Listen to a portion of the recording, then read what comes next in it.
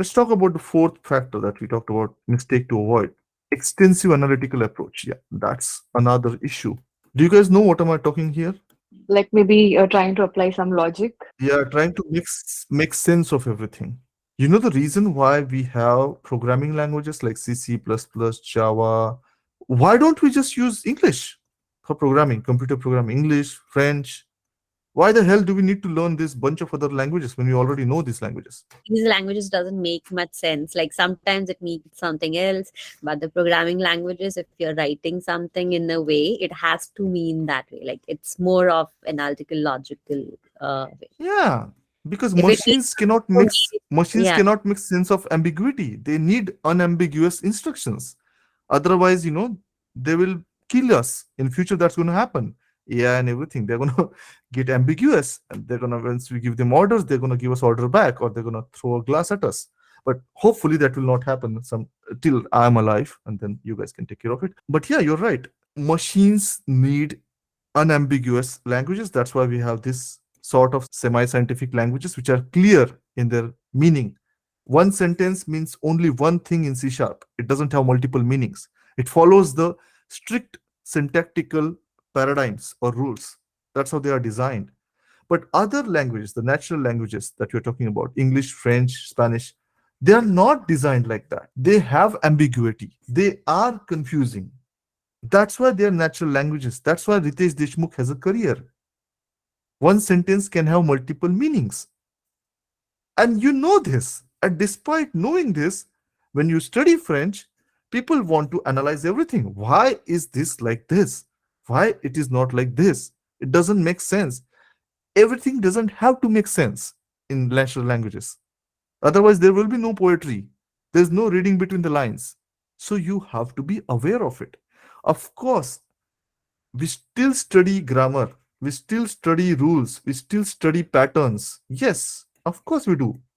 And they do apply to like 80% or maybe 90% of situations. These rules do apply as they are.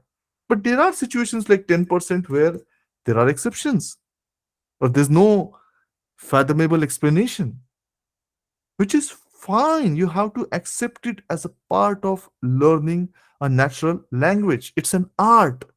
It's not a science. It's not a mathematics. There's no equation here. There's no fixed answer always.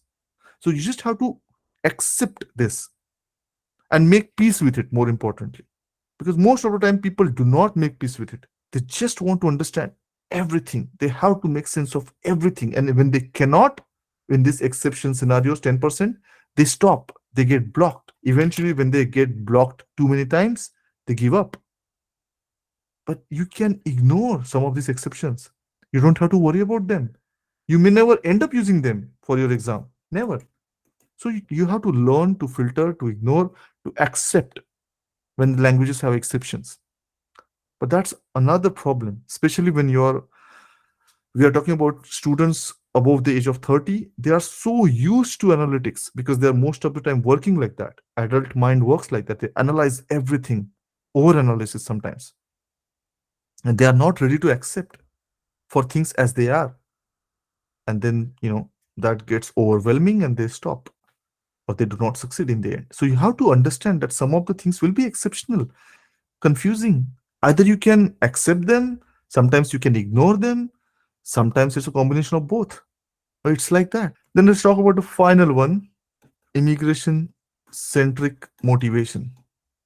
What do I mean by that? the whole purpose being like to immigrate to a country rather than actually enjoying the learning process or actually feeling the passion for the Or language. forget about enjoyment or even wanting to learn a language. That's Yeah. if you all you care about is immigration, and I understand that the only reason that you're learning French is for immigration, which is fine. I respect that. It was exactly the same with me. I had no other reason to start learning French. Yes, after the analysis of my CRS score, what was the cutoff at that time, and if I had any other means to increase my CRS, there was no other means for me. I mean, not no other feasible means anyway. So eventually, I decided, you know what? French is the one of the only possible ways where I can increase my CRS score and get invited. Fine, awesome. I identified, I decided, Once I decided that French is the only way, then focus shifted from immigration to French. Before deciding, I did all the analysis, immigration draws. I consulted with an immigration expert and everything. All that went into that.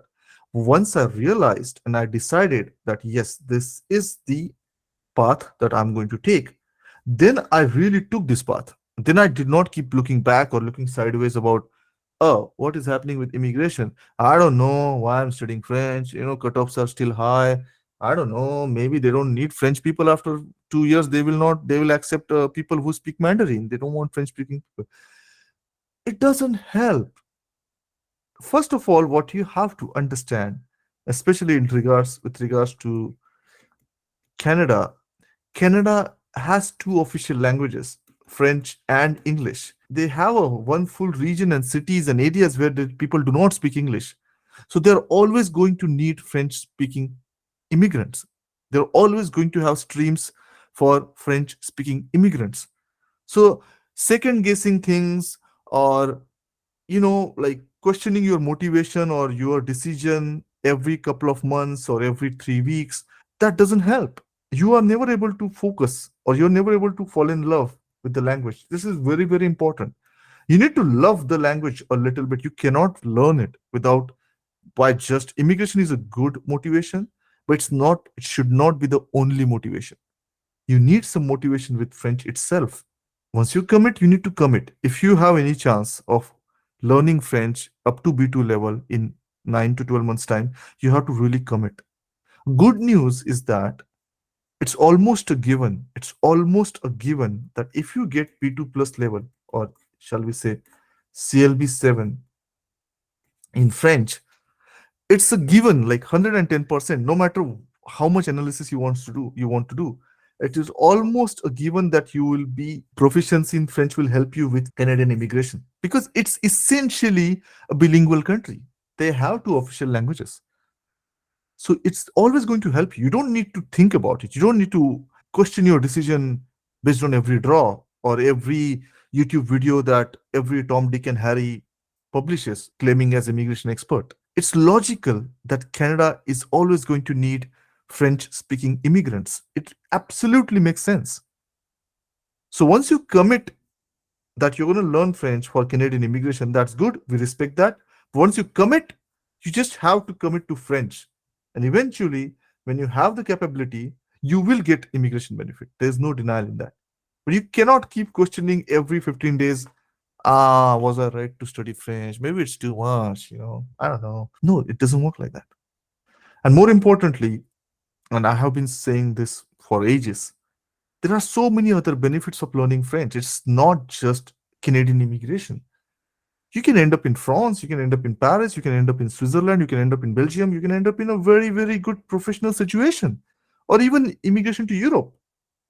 So many things can happen when you learn French, apart from Canadian immigration, of course. But you have to stop, this immigration centric motivation, or Canadian immigration centric motivation, if I specify. You have to make it all about French at some point of time. It was the same for me.